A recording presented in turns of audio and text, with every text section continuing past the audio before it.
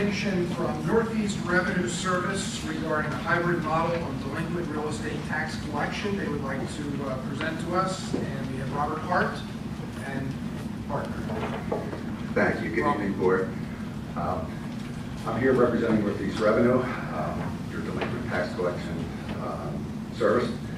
I'm here with one of the principals of our firm, Mr. Darrell Boych. He will handle most of the presentation, but I just want to thank you for allowing us to come in and present.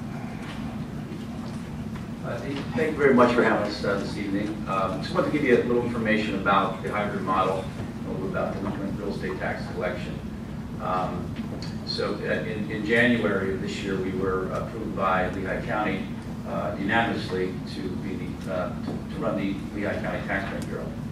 And additionally, Lehigh County also approved which we call our hybrid model to collect real estate taxes.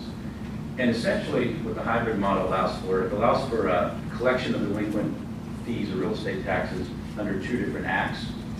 So currently, Lehigh County used real estate tax sell-off, and under Pennsylvania Land Title versus Stroudsburg, that case enabled the taxing district to utilize another act, Municipal Claims and Taxings Act. So we had brought those two acts together. We call it our hybrid model. And what happens is it essentially passes on the 5% cost of collection to a delinquent taxpayer.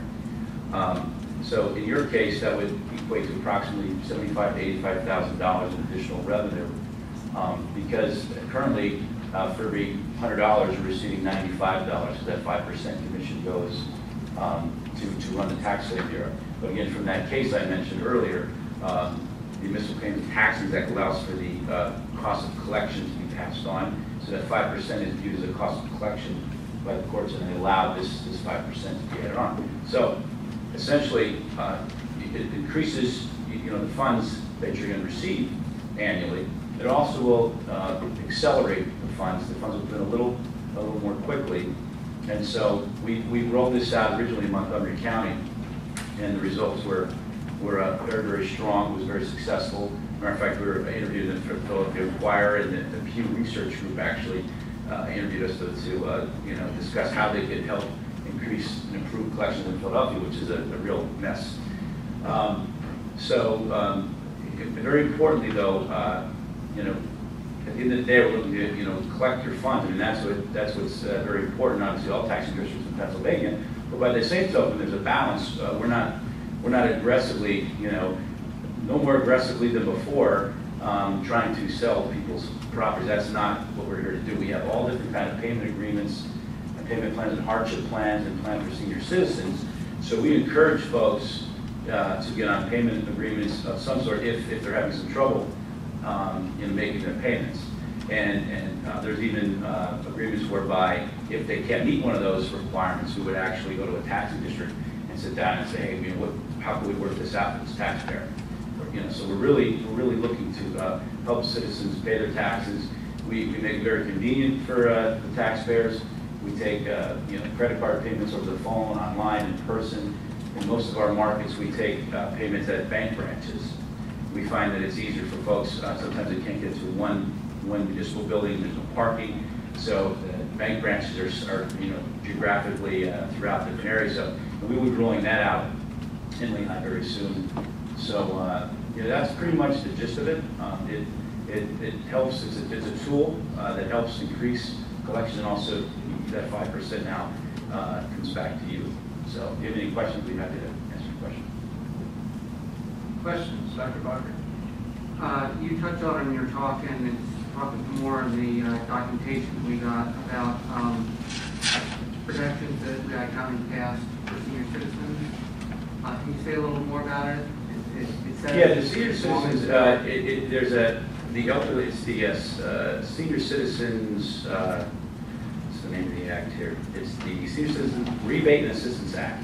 So if you're 65 or older and you meet a certain income standard or that level or below, you're eligible for a payment plan, and your property, if you were eligible for a tax, meaning if your property was going to go to tax, so that tax would be stayed, so you would not go to sale. And so that is something that, and there's also I believe there's some abatements that you'd be eligible for. And those are cases that we would bring before taxing districts, and because again, we really want to make sure anybody in hardship or senior citizens have all the means necessary to pay their local tax.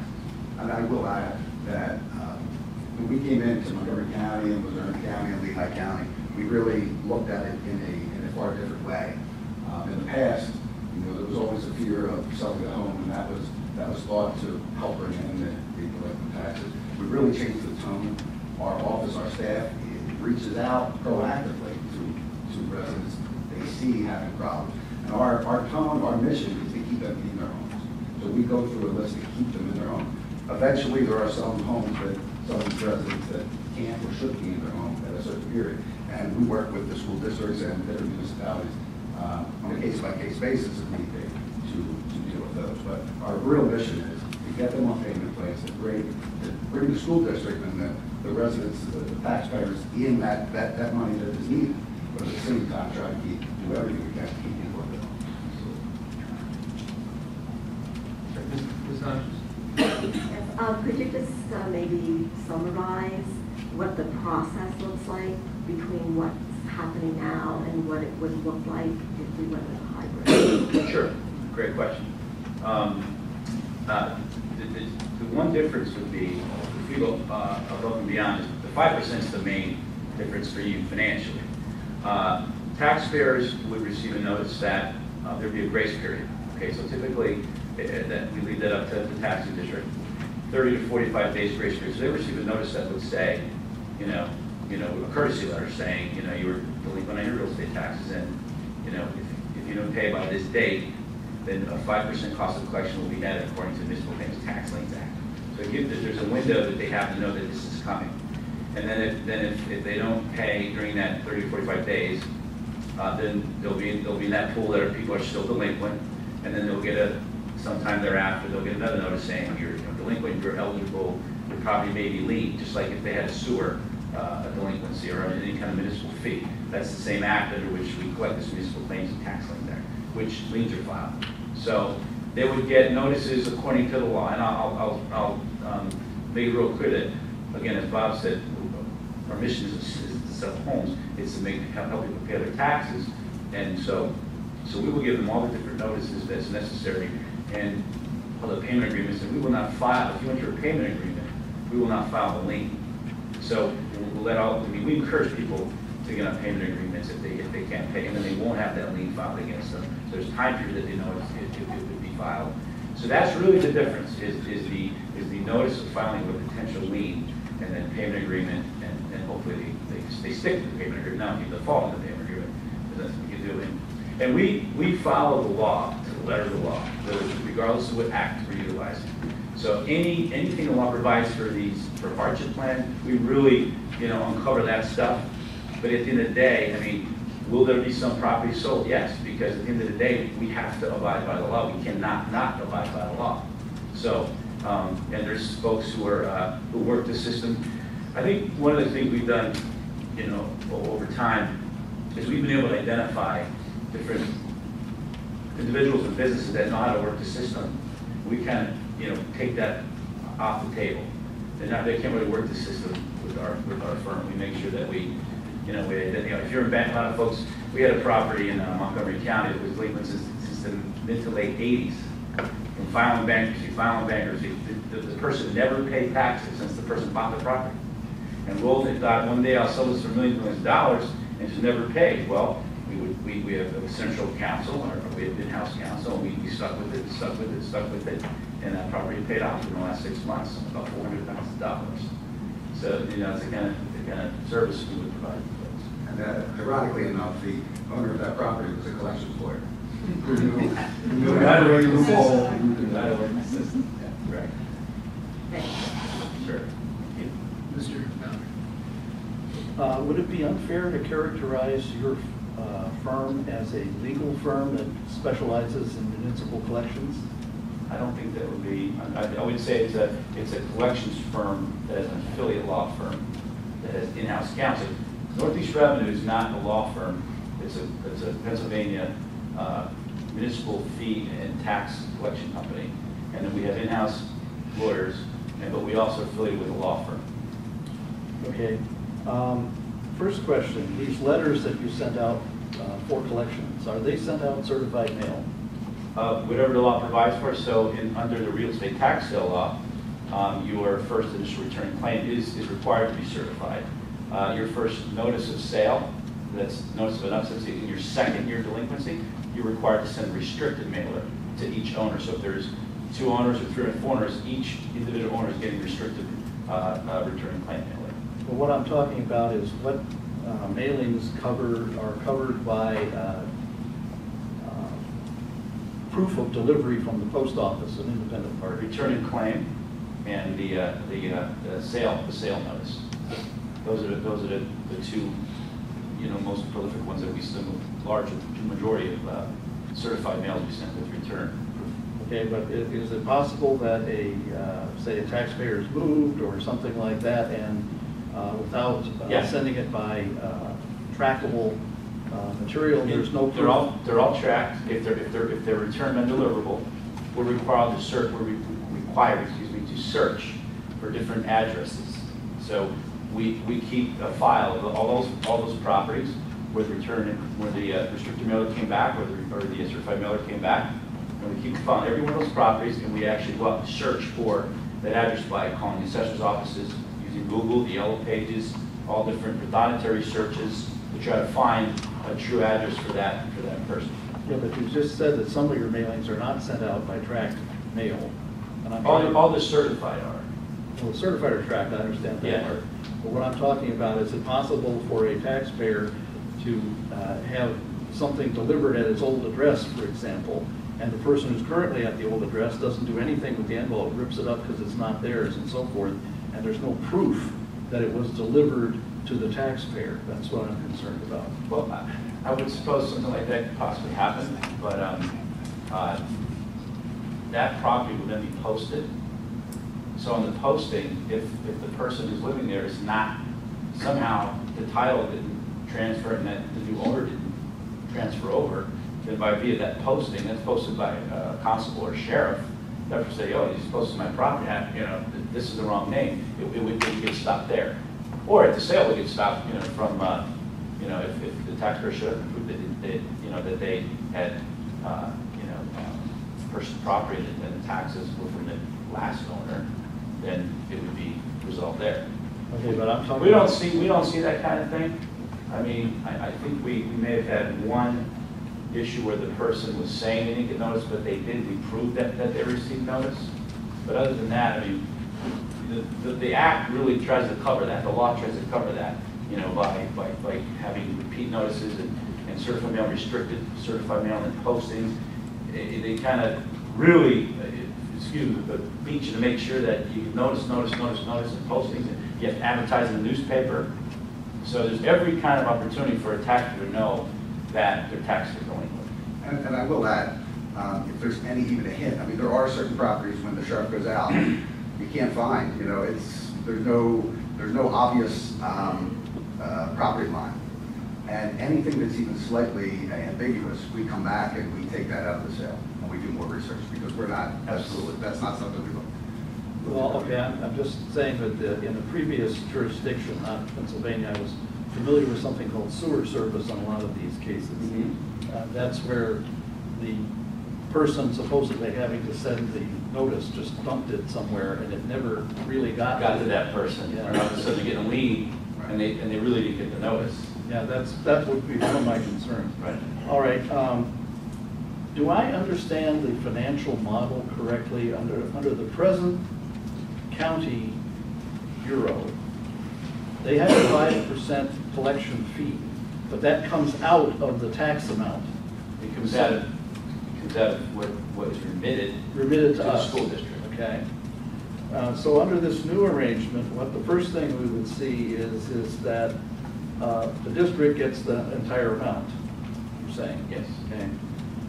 But do I also now understand that the first thing that happens is the taxpayer is assessed a 5% fee that they didn't see before with the county assessment bureau? That was buried in the county expenses. The county took that over essentially. Well, the county essentially remitted you 95 cents on the dollar, so you paid it. Right. So what's happening is, upon the land returns, so the returns from your tax collector that are delinquent by the end of the year, and they go into the tax claim bureau, there's an additional 5% added. This would be once you've already approved it. So every January 1st, there'd be an additional 5% added on to that delinquent taxpayer. So then you get 100 cents on the dollar. So the taxpayer is seeing 5% increase on Yes. what they have to pay there. And then I see that you're talking about the imposition of attorney's fees. 1%. Yeah, 1%, which would be tacked on if you have If to a file a lien. lien was filed, so the law allows for 10%, up to 10%. So 1% is a very nominal, I think on average it would be $30 if you went as far as got a lien filed. Okay, so potentially, and are these cumulative, it's 5% per year, so if Only on that tax. If you're delinquent for that next year's tax, it'd be 5% on that next year's tax. Not 5% you still have a balance. Right. It's not cumulative, no. Okay. So basically, this would cost delinquent taxpayers from 5 to 6% more than they're presently having to pay when they pay the county. If they were to go as far as the lien file, understanding that from their tax collector in the fourth quarter on the bill, it's going to say a 5% cost of collections will be added if you don't pay by 12/31.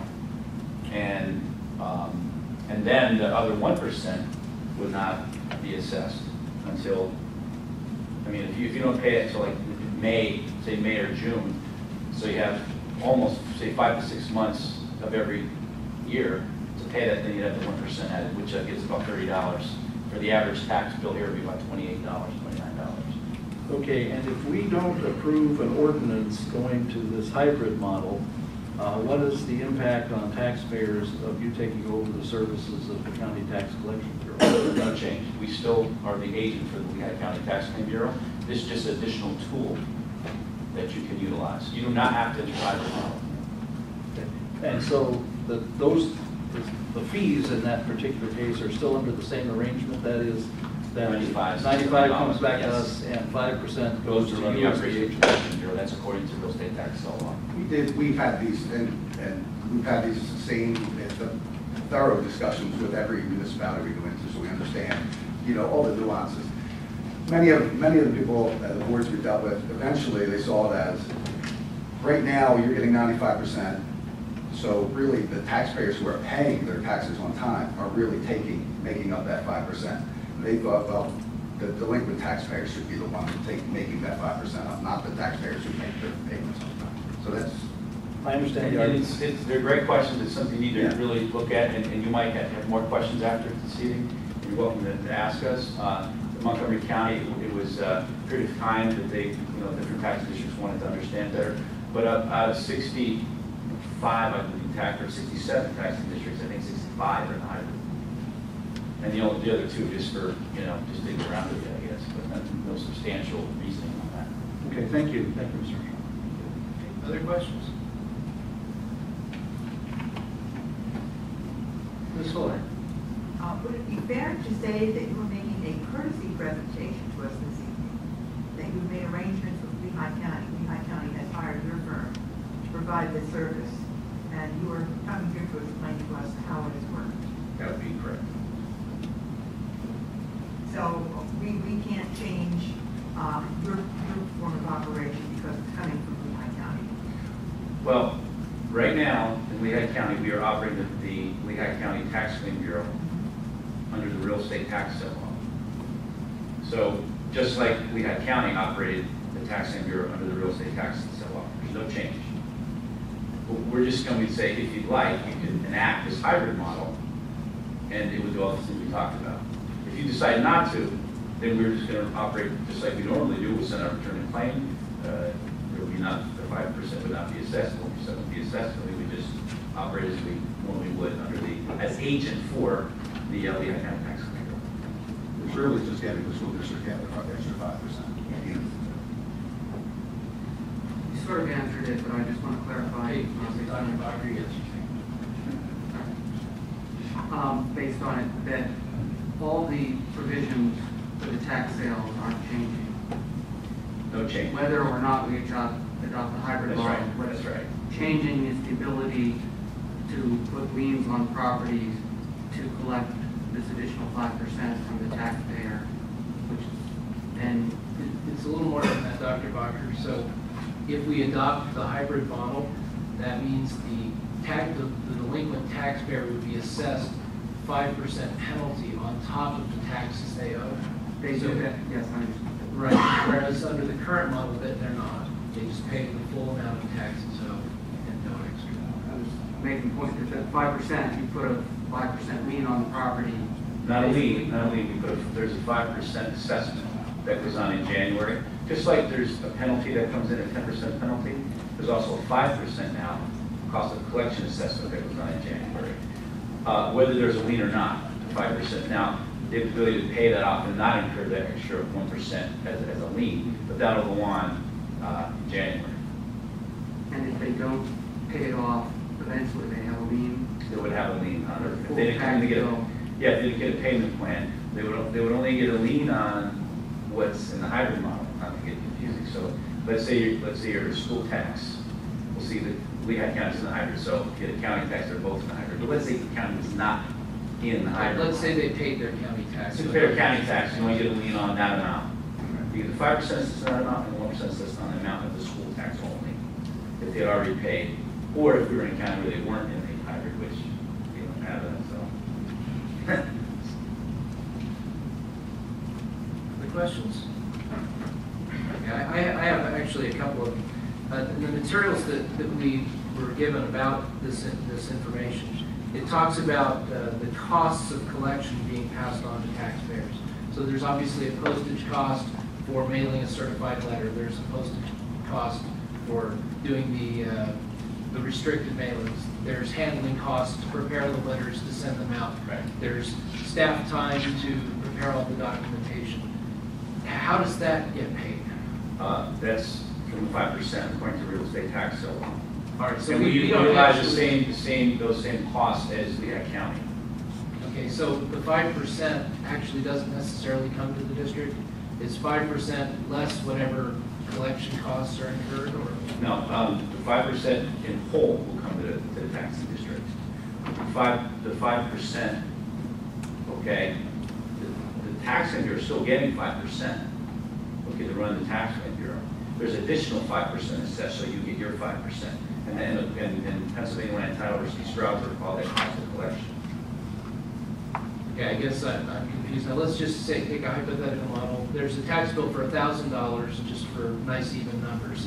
That $1,000 bill, if they pay it on time, it's $1,000. If they pay it, let's say it's now January, they have not paid that bill.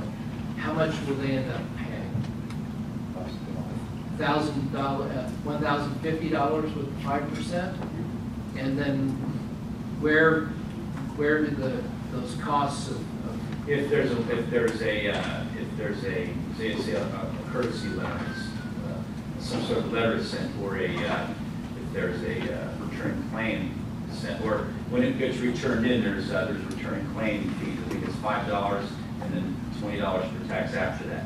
Those are all stipulated by the real estate tax sale laws. We just use the same cost that Lehigh County used. We took over their same cost program.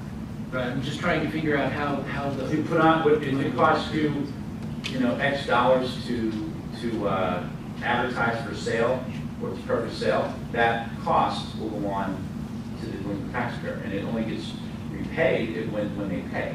okay. So the district would then get 100% of the tax bill. Yes. And the 5% Is would reimbursable. would cover all, the 5% Yes. extra would cover all those costs. And if there were extra costs of collections beyond 5%, It would be added on, and you receive that once you collect the tax. The district doesn't receive No. Yes. yeah, please, Mr. Ross. Yeah, it seems to me that, to use your analogy, it's either $1,000 taxes. The property owner would pay $1,000, and the school district, under the current system, would receive $950, and the other $50 would Point of order, if we could use the microphones again, please. Mr. Dunches, you're not entitled to raise a point of order, just so you know. And Please so, continue. Okay. we have to be And able so, to hear. So $950 would go to the school district, and the $50 would go to cover the costs of making that collection. Under the hybrid model, the full $1,000 would come to the district, and the 5%, which would be now paid by the property owner, would be that same 5%. Correct. Rather than the district and the taxpayers of the district bearing the cost of the collection, now the property owner bears the cost of the collection. And so that's the difference, is that we would now realize the full 1,000 instead of simply 950 on a collection. Right. I'm just saying, the information that I read talked about the fees being recoverable, but those, so if let's say in that hypothetical model, if there were $100 expended in fees to collect, but only $50 was assessed in penalty, what happens with the? If there was an additional, as you become delinquent longer over time, as you're more, the law, you have to send different notices and there's expenses to be expended. So you would add that expense to the account and only receive it once you collect it. So above and beyond the 5%, let's say there's, legal fees that were incurred or advertising fees. So let's say there was a $50 in some sort of advertising fee. Well, then that $50 would go onto that account, or if it was 20, whatever the number is, the 20 goes on, and then you get the $20 back once you collect the tax. So if there is additional charge down the road, because that's when the longer if you're going to be a delinquent taxpayer and you're going to be out there for 6 months, 12 months, 18 months, 20 months, as you go out on the time clock, there's more potential charges because there's costs. There's costs, there's legal fees, there's advertising, there's sheriff postings, there's certified mailings. So the taxpayer's paying for all that, as they don't pay. So they incur additional penalties on top of the Under both acts, under both acts. Yeah, that's what's Let's call it currently, cost of collection. yeah, that's currently going on. Yeah, under both acts, it's very clear, cost of collection. And as you basically said, early on, you don't, and as Al said, early on, there's not many. But as you go, as you get really close to sale, and the sheriff's department prepares the property for sale, that fee is placed on there, so if the property sells, they get the And money. if they want to pay their bill and satisfy the claim without losing the property, they would have to pay the back taxes, the 5% fee, the 1% lien, plus all the collection costs. Whatever. Because we have to pay the sheriff. We have to pay the sheriff to go out and do the services, actually, we advance all the funds for all that. Okay, one thing that I sent an email, before I become comfortable making a decision, I want to know what kind of impact this is. How many properties typically are delinquent? How many of them are commercial versus residential? What's the value? I'm not going to have a lot of sympathy for somebody who's losing a $500,000 home because they haven't paid their taxes. Or if somebody has a business that they haven't paid their taxes, I'm not going to have nearly as much sympathy as somebody who has, a $100,000 home that's 50 years old, and the home is 50 years old, and they're a senior citizen that's just above the income limit, that they don't qualify for all the special protections, because those income limits aren't that high. So, A good point would be, though, that special situation, there are special hardship plans. You can almost devise, the Retzel almost allows you to devise your own plan. So if there was a hardship plan and they dismissed the senior citizen or dismissed something else, we could sit down and we could come up with a plan. At the end of the day, it's your funds. So we work with the taxing districts. We consider our customers the taxpayers, the taxing districts, tax collectors. So we work in harmony with all the above. So again, and I will also say, when you talk about the breakout, I mean, majority of delinquent real estate taxes are residential. There's certainly a block, depend market to market, 10, 15, 20%, maybe even higher would be commercial. But at the end of the day, it's typically residential for the most part.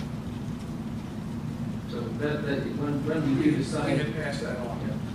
And I don't know if you were able to give us more information regarding. Yeah, so we looked at 1 year is pretty indicative of priors and probably what's happening as the economy is a little bit better. be less delinquent taxes as the economy is a little bit worse, more. But there's about, we returned about $1,500,000, I think 73, or we have $1,560,000 because there was a timing issue there. But of that, 42 properties were commercial for $163,000 and 475 properties were residential for about $1.398 million. So it's about 10% is commercial, including estates and trusts. We did estates and trusts also. We categorize those. So it's typically, for the most part, residential. Do you have any further breakdown of that 475? The value of those properties? We, The demographic, any sort that of was for demographic? assessment.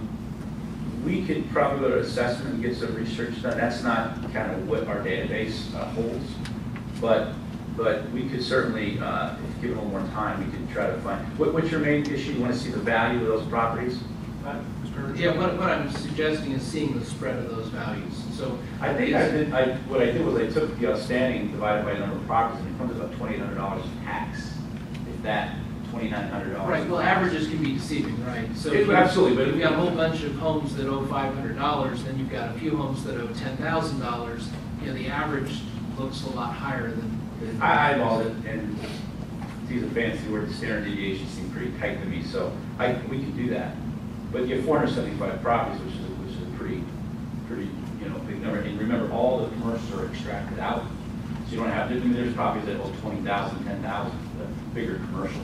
So those are all stripped out. If we just look at residential versus the amount of residential, 2,900 is probably a pretty decent average to look at. I think that's a little below our average tax bill.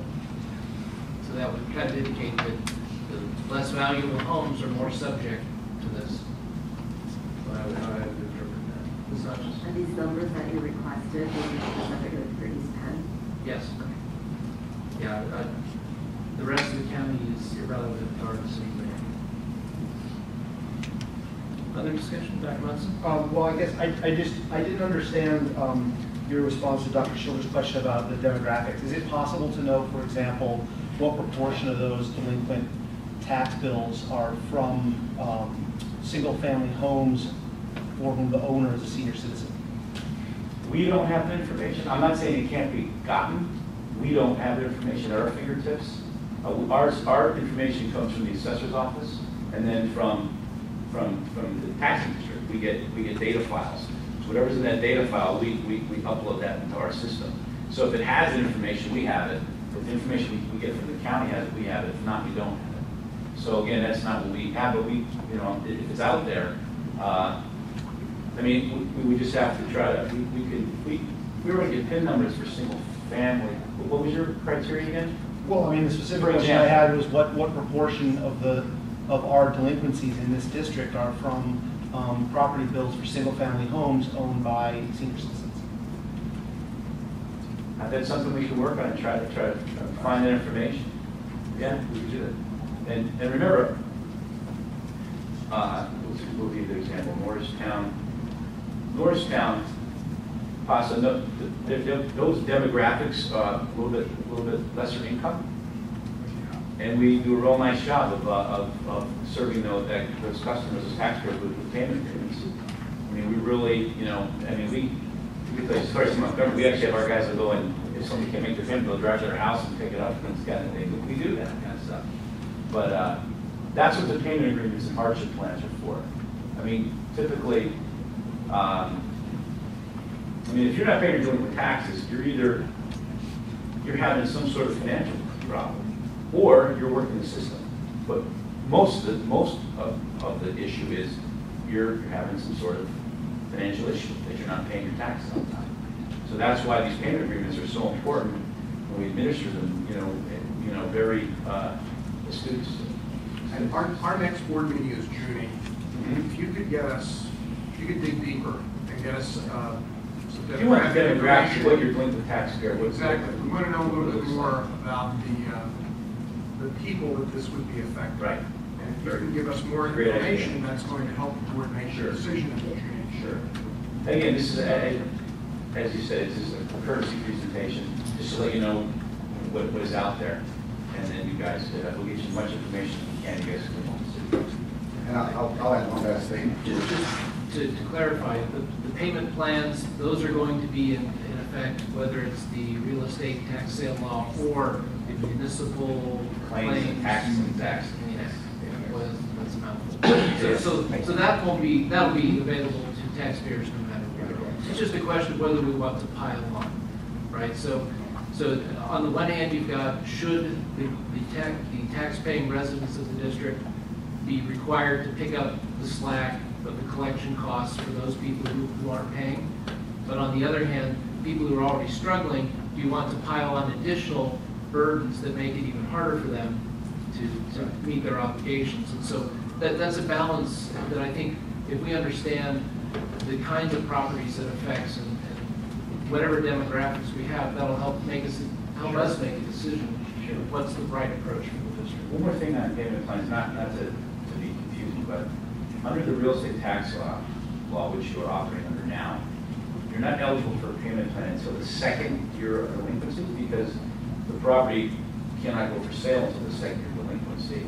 So that's when you're eligible. So that's not to say that if you went to send $100 in, like in January, you can pay it in piecemeal, but you don't have a formal payment plan under Retzel until the second year. Under the other plan, you're allowed to have a payment plan, essentially be a formal payment plan. I mean, it's a little bit of a difference.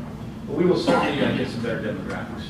Other questions, assumptions? Just curious, if we would have a resolution to go ahead, is there an agreement with your company or with the county or with You would essentially, hire the Tax Claim Bureau as your third-party collector.